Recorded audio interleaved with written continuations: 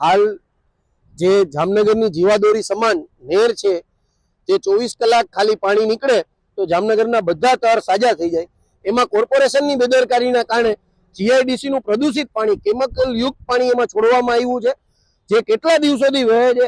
એના કારણે આજુબાજુના બધા વિસ્તારોના બોર પ્રદૂષિત થાય છે, ત્યાંના તર ખરાબ થઈ રહ્યા છે.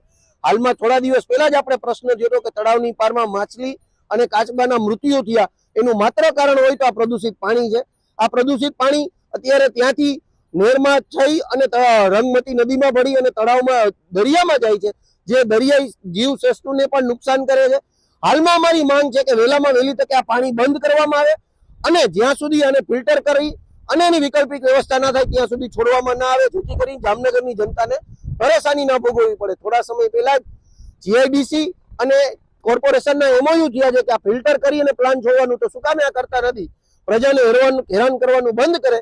આ પાણી બંધ નહીં થાય તો અમે આવતા દિવસોમાં પ્રજાને સાથે રાખી આંદોલન કરીશું.